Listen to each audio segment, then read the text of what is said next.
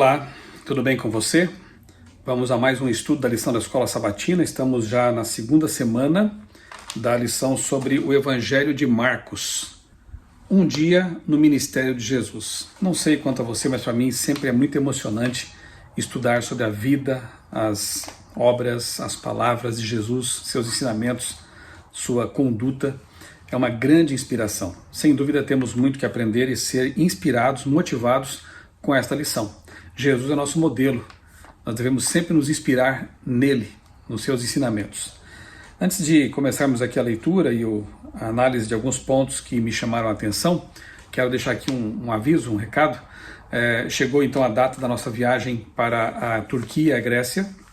No fim de semana estaremos levando aí um grupo de pessoas aqui do Brasil para essa viagem. Eu fui convidado como orador, como aquele que vai apresentar as mensagens espirituais. Serão realmente momentos muito inspiradores também, porque estaremos ali em Filipos, Éfeso, Laodiceia, Esmirna, Atenas, lugares por onde Paulo passou e também algumas das igrejas do Apocalipse. Então o fuso horário será diferente, né? A rotina vai mudar e é claro que eu vou me esforçar para postar aqui o vídeo da semana que vem, da semana seguinte também, serão 15 dias de ausência aí. Mas não sei bem em que momento ele será postado e se eu terei condições de fazer isso. Mas fica aqui já então o meu pedido de desculpas caso não dê certo. Mas eu creio que eu vou conseguir sim postar em algum momento diferente. Tenho postado sempre aqui às quartas ou quintas-feiras à noite e espero que esses conteúdos, esses comentários estejam sendo uma bênção para você, tá bem? E lá no meu Instagram e talvez aqui no canal também eu vou dando informações a respeito dessa viagem ali para os caminhos de Paulo e também as igrejas do Apocalipse. E prossigamos aqui então com o nosso estudo.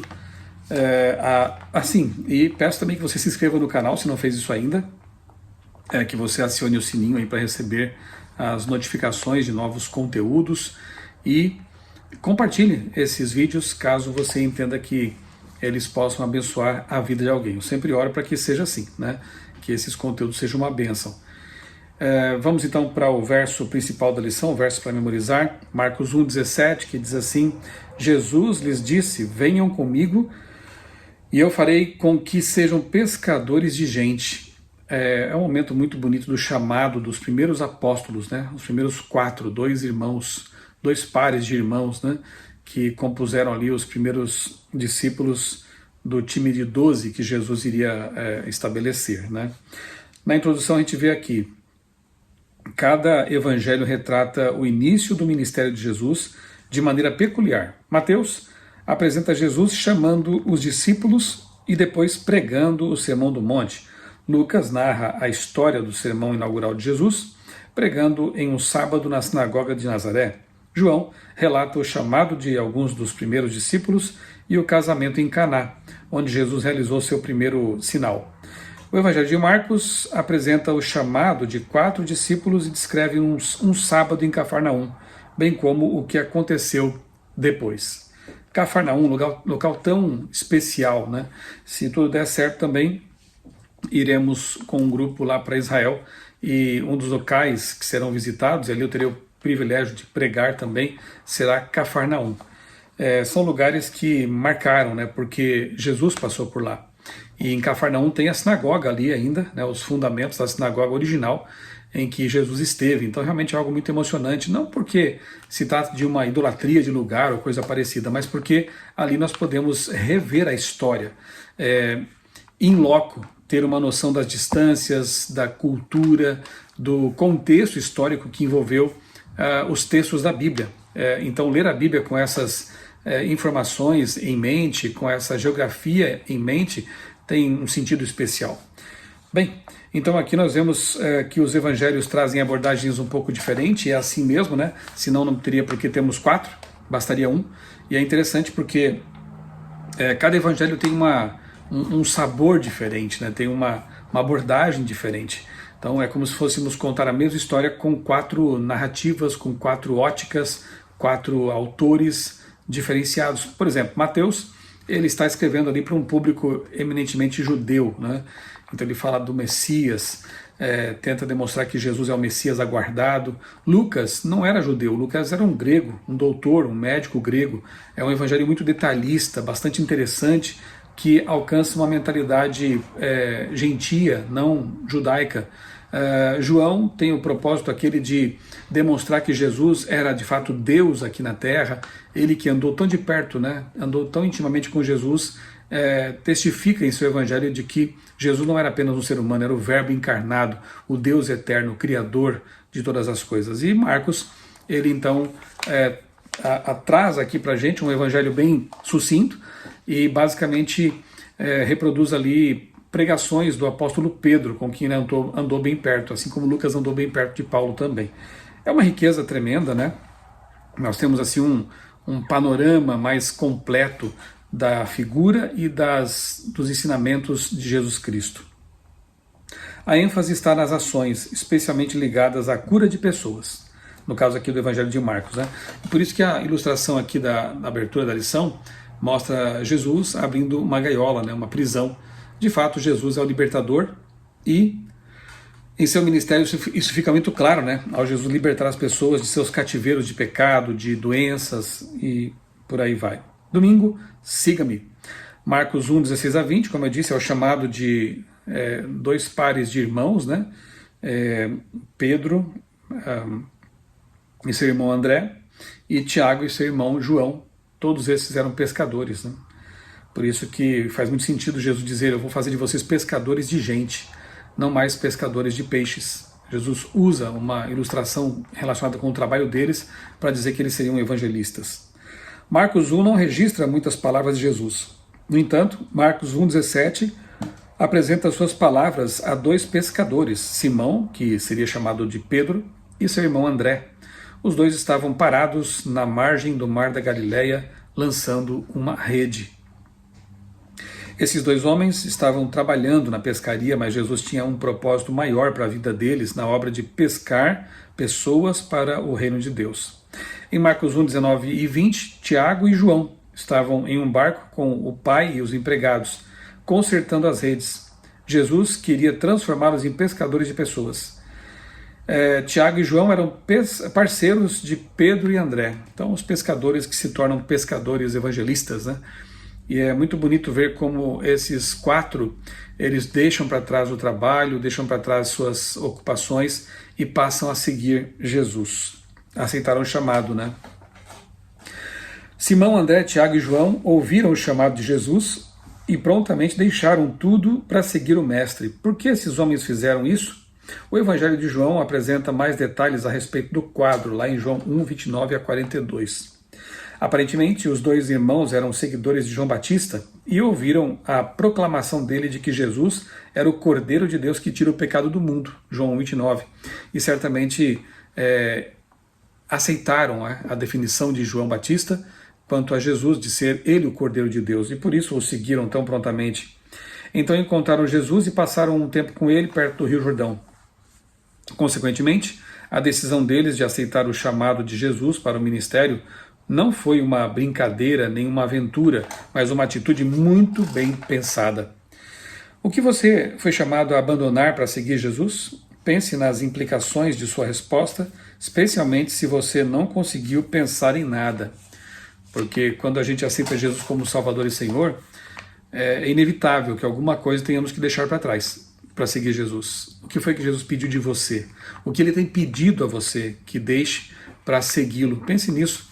Vale a pena qualquer tipo de privação, de mudança, de abandono, se para isso nós tivermos a certeza de estar seguindo Jesus como nosso mestre.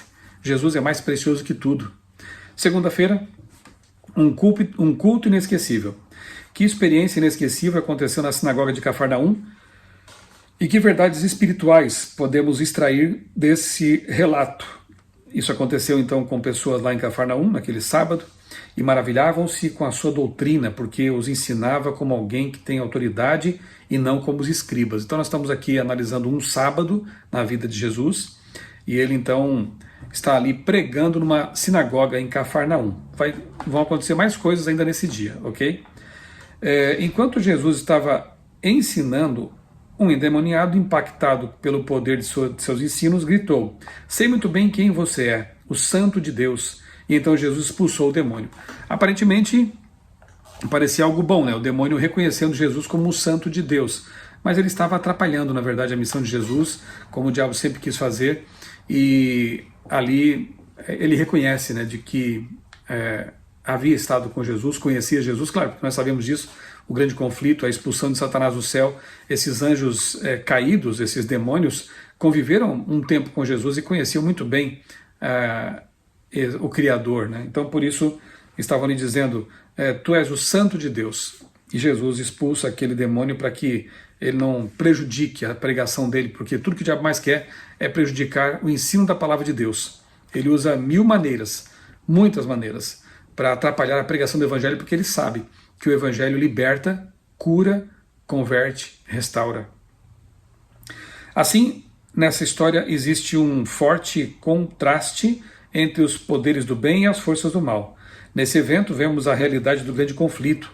Mesmo que as pessoas ainda não soubessem quem Jesus era, aquele demônio sabia e reconheceu isso publicamente. Aqui a lição lembra, né, de que alguns estudiosos chamam isso de segredo messiânico, né? Não conte, silêncio, cala-te, porque se a messianidade de Cristo se espalhasse rapidamente, isso prejudicaria o mais importante, que era a pregação do Evangelho àquelas pessoas. Então, em várias circunstâncias, Jesus disse, não conte, né, não divulgue, e mandava o demônio se calar também, para que as coisas não acontecessem antes do tempo determinado. Por isso, então, isso de um segredo messiânico. O pedido de silêncio faz sentido por causa das conotações políticas que as expectativas messiânicas tinham em sua época. As pessoas precisam não apenas saber quem é Jesus, mas também tomar uma decisão sobre como responderão à sua vinda ao mundo e ao significado dessa vinda para elas. Terça-feira, mais do ministério sabático. Eu quero ler para você aqui esse texto. Estamos aqui lendo, né, trechos do primeiro capítulo de Marcos. Então, se você não leu aí na sua casa ainda, né, a lição, esses trechos, fica aqui o convite, né? São trechos, são passagens muito bonitas. Marcos capítulo 1, versos 29 a 34, que dizem assim: Saindo da sinagoga, então ele pregou na sinagoga, expulsou o demônio, ensinou com autoridade, e aí saindo de lá, ainda era sábado, né? Foram com Tiago e João para a casa de Simão e André. A sogra de Simão estava de cama, com febre, e logo deram essa notícia a Jesus. Então, aproximando-se, Jesus pegou a mão dela e fez com que ela se levantasse. A febre a deixou e ela passou a servi-los. À tarde, depois do pôr do sol, aqui eu acho que já não dá para ler ainda assim. À tarde, depois do pôr do sol, portanto já era então domingo, né? Então já havia acabado o sábado. Trouxeram a Jesus todos os enfermos e endemoniados. Toda a cidade estava reunida à porta da casa e ele curou muitos que se achavam doentes de todo tipo de enfermidades. Também expulsou muitos demônios, não lhes permitindo que falassem, porque sabiam quem ele era. Duas coisas aqui que eu quero destacar desse texto, né? Primeiro é que os curados por Jesus servem.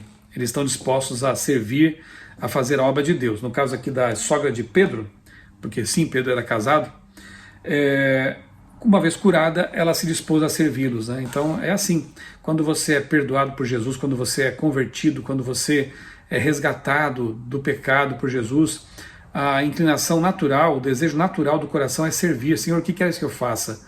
Eu quero ajudar nessa obra também, inclusive de buscar outros que também estão feridos, machucados e perdidos. Então, uma prova de conversão é o desejo de servir.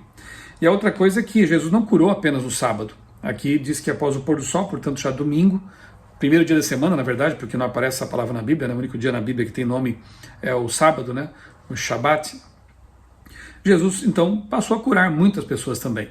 Há muita gente, especialmente evangélicos, que acabam confundindo as coisas e achando que Jesus teria transgredido o sábado ao curar nesse dia. Mas eu pergunto, curar pessoas doentes, isso é pecado? Está errado?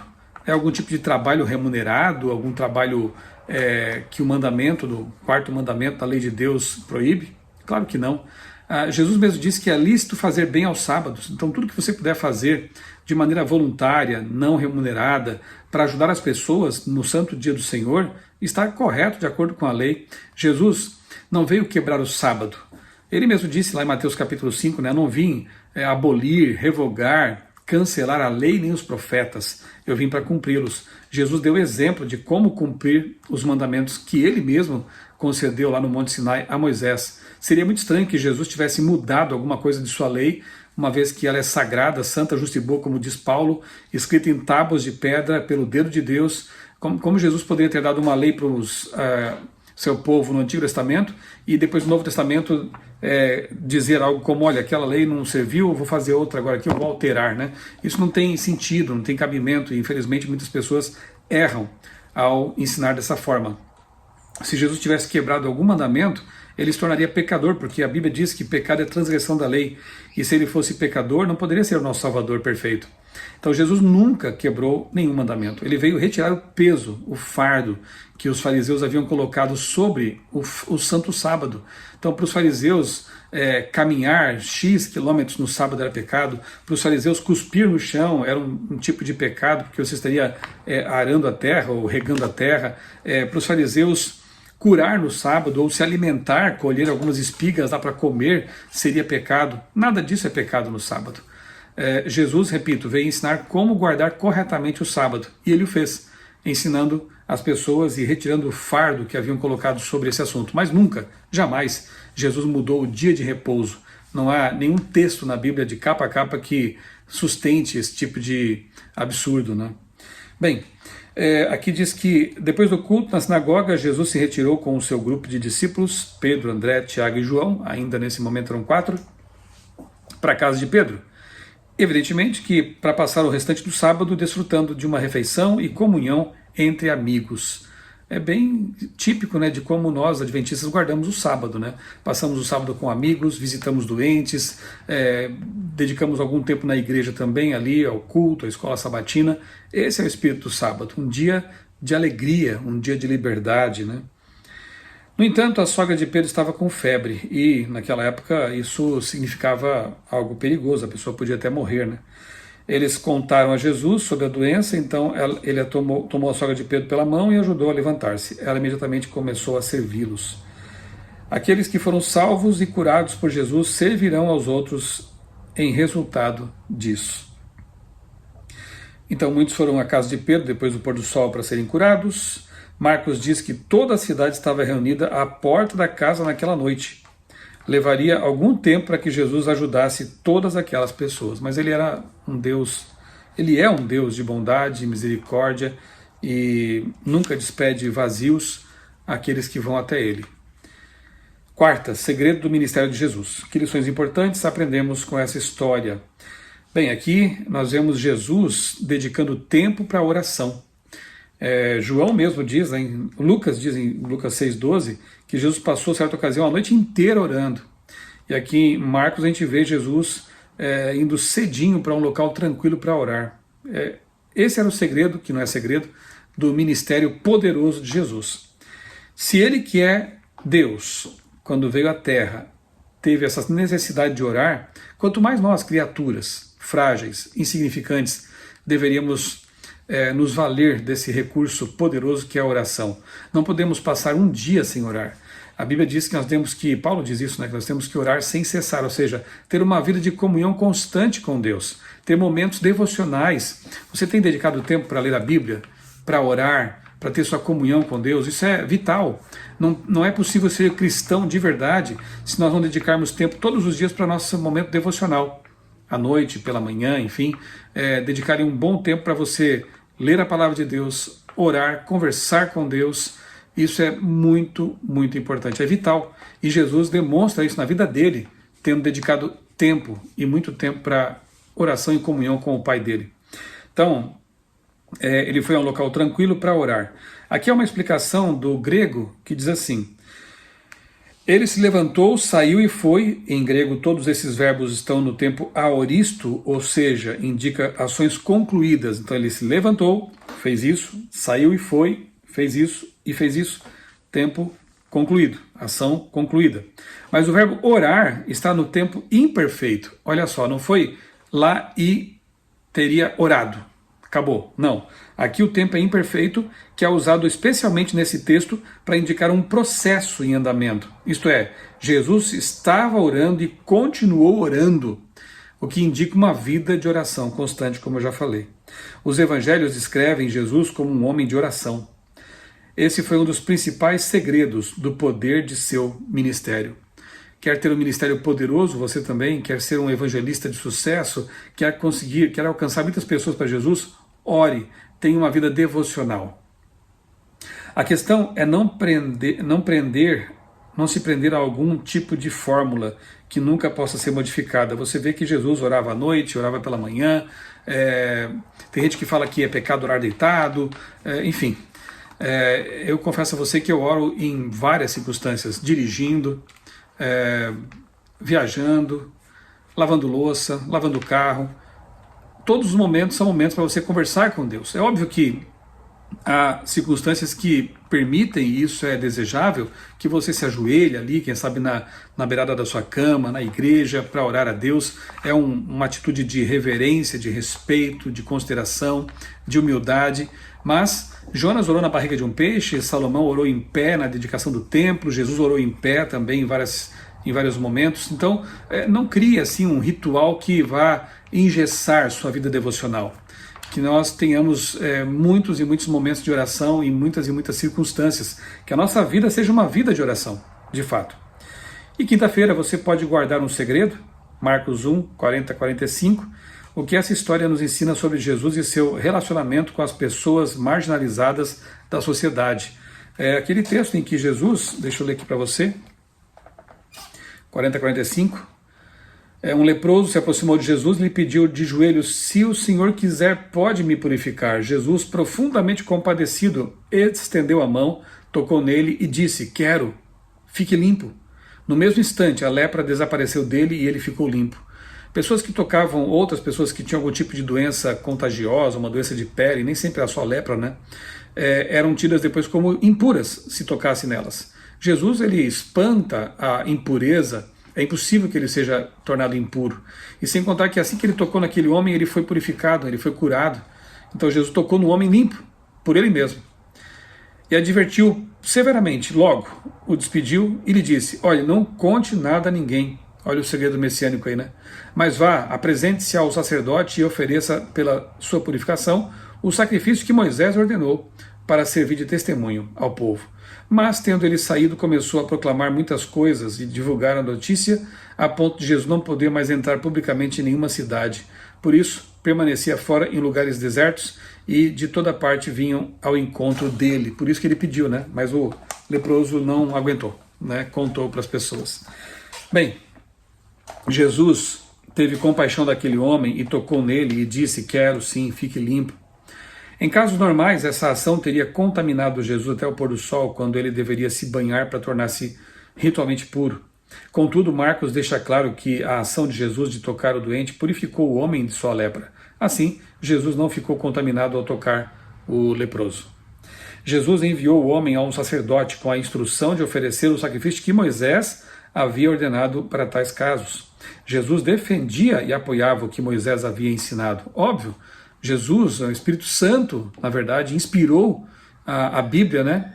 Deus inspirou os autores bíblicos como Moisés. Então, como ele poderia ir contra os ensinamentos que ele mesmo orientou o seu servo a escrever e registrar na Bíblia?